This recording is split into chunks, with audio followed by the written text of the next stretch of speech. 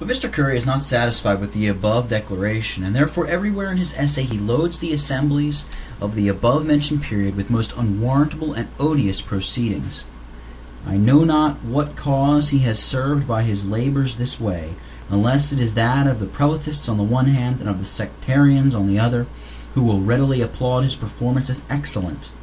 I hope a more just, more full and fair character of that period may be drawn in due time.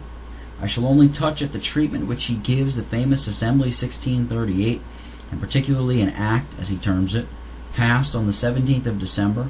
I know not how oft it is mentioned, as page 20, 33, etc., and when he is brought to any pinch, he throws it up for his relief. That which he points at is the 17th article of a large and excellent act, and whereas Mr. Currie thinks fit to mention only the last clause of the said article, it is necessary in order to do justice to that assembly, and to undeceive the reader, that I transcribe the whole, and it is as follows.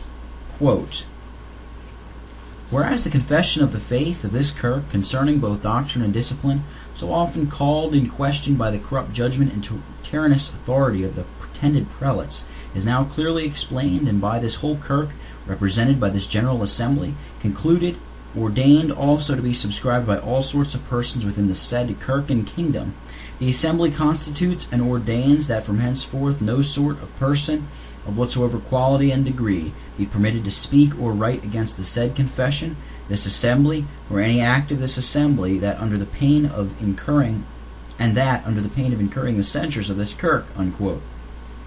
This is the act of assembly that Mr. Currie represents in the most odious manner, and which he insinuates as a most tyrannical act, and which he alleges restricts ministerial freedom more than the Act 1733. Yea, he challenges all the separatists, as he terms them, to instance an act since that time more unreasonable than this, on page 41. I am grieved to see one of his character writing at this rate. This famous assembly was ordered to rise by the King's Commissioner, and they continued notwithstanding to sit and to do their business, whereby they gave a large practical testimony to the headship and sovereignty of the Lord Jesus over his own spiritual kingdom.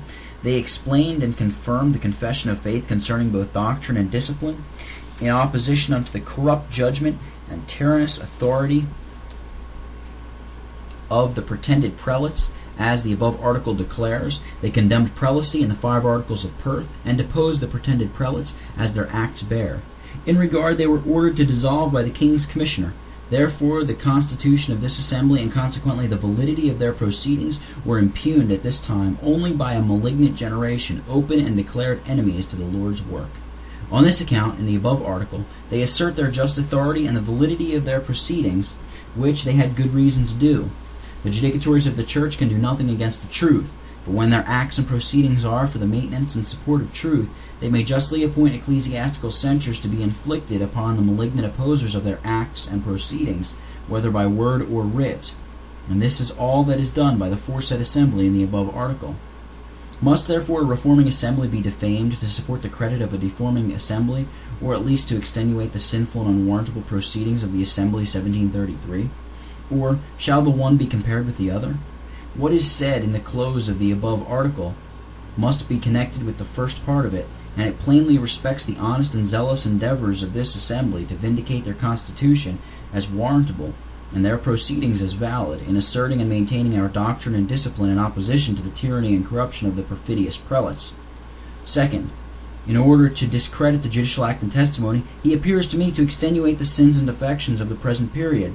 Though he acknowledges in chapter 3 some things wrong amongst us are a ground of mourning, yet he does not make an acknowledgment of a habitual tract of tyranny and oppression upon the Lord's heritage.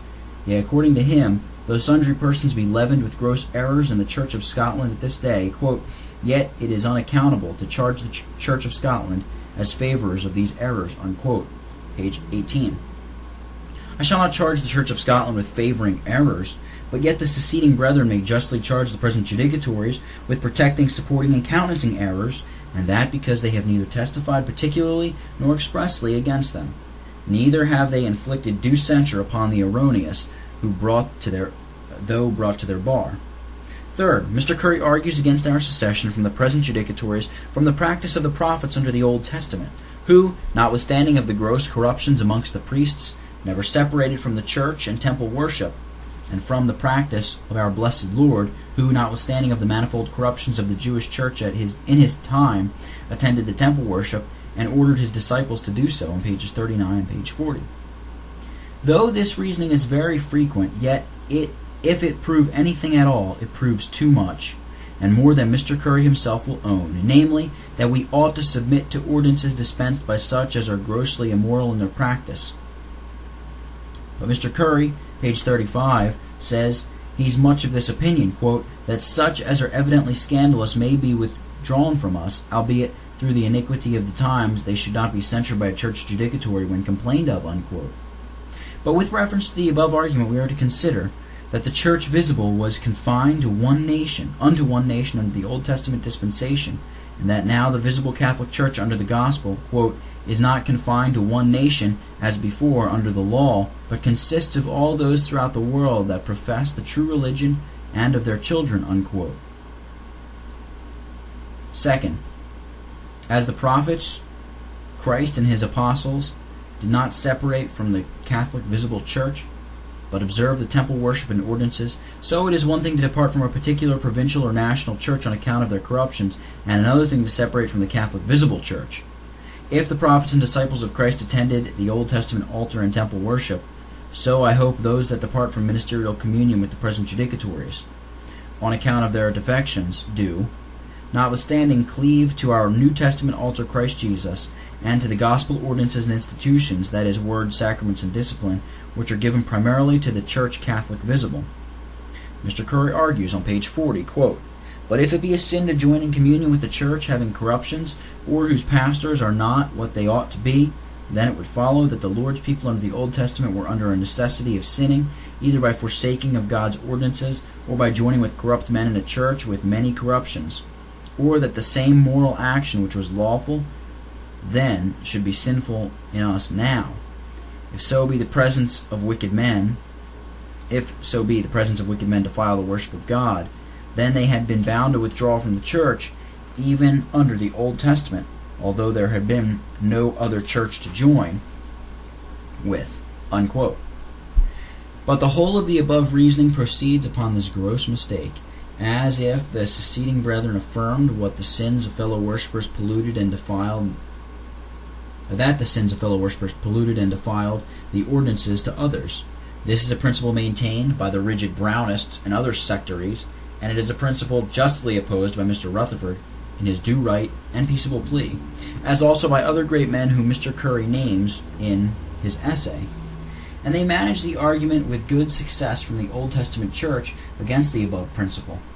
But as this is not a principle maintained by any of the seceding brethren, that is, that the sins of fellow worshippers pollute and defile the worship, or that the sins of a fellow communicant pollute that ordinance to others, so their secession is not founded upon any such principle or bottom. Yet they judge a secession from the present judicatories warrantable and necessary on many other grounds and reasons, namely, that it is necessary in order to their holding fast to that which they have received, Revelation 2, verse 25. Necessary in order unto their standing fast in the liberty wherewith Christ hath made them free, Galatians 5:1. Necessary in order to a suitable testimony against a course of defection and backsliding, Romans 16:17. A necessary mean likewise a conviction to a corrupt and backsliding party, 2 Thessalonians 3:14, as also necessary in order to maintain and keep up a testimony for truth, and for transmitting the same pure and uncorrupted to posterity. On these and many such considerations, a secession from some particular churches that are degenerate and corrupt may be a necessary duty. Fourth, Mr. Currie, in order to rub upon the conduct of the seceding brethren and to discredit their testimony, endeavors to make them inconsistent with themselves, in citations that he brings from some papers published by them many years ago. Thus he frequently cites a paper published by my reverend brother, Mr. Moncrace, I think about 20 years ago, though there is a vast difference betwixt the situation of the Church of Scotland then and now. I humbly judge this is a low and mean way of arguing, and unworthy of any fair and ingenuous disputant. How does it support Mr. Currie's cause, though he should prove all the brethren inconsistent with themselves in their former writings, which he has not done as yet with respect to any one of them, unless he can prove that they are wrong now? If I should allege and prove that, when Mr. Currie affirms, page 29, that the Church of Scotland is not habitually guilty of tyranny, that he is inconsistent with himself and his other writings concerning the right of Christian people to choose their own ministers, I should thereby rub upon Mr. Currie. But it would by no means strengthen the cause I plead for or support my argument. Fifth, Mr. Currie, through his essay, jumbles together the Judicial Act and Testimony emitted by the Associate Presbytery and a book called Plain Reasons. His design is obvious and plain, but as the seceding brethren have no concern in that book, so I have taken no manner of notice of it. Sixth, he thinks fit to publish a great many private stories and hearsays. These are scattered through his book with an evident design to defame the conduct of the brethren and to discredit their judicial act and testimony, as preface page 12 and 13, etc. As this is an unmanly way of managing a cause, so I hope, if the seceding brethren shall think fit to give any reply to this bulky performance, that they will never be so mean and low as to rake into such dunghills. Seventh, I am heartily sorry for that bitterness of spirit that I see breathing throughout the whole of this essay. Whatever contempt Mr. Currie may pour upon the seceding brethren, and whatever hard names he may think fit to bestow upon them, I wish he had treated the cause and testimony they hold with more of meekness and fear. He seems to be confident, preface page 12, that upon reading his book, his readers may see that there is a good deal more to be said in vindication of the Church of Scotland and against separation from her than some of them imagine, namely, such as are much disobliged already at some for not joining the seceding brethren. Yet I doubt not but the seceding brethren have very much likewise to say for themselves, and I am sorry they have so much to say. I sincerely wish that matters were otherwise stated in the present judicatories of this national church, and that there were no such grounds of secession from them. Our reverend brother has given sufficient ground and matter of irritation from the way and manner whereby he has managed the argument. Every one of us have much reason to be jealous over our own spirits. Therefore I pray that our contendings upon this subject may be only and singly for truth, and that they may be governed with the disposition and temper of spirit becoming the gospel of Christ. And let truth have the victory, and God have all the glory. William Wilson, Perth, May 15, 1738.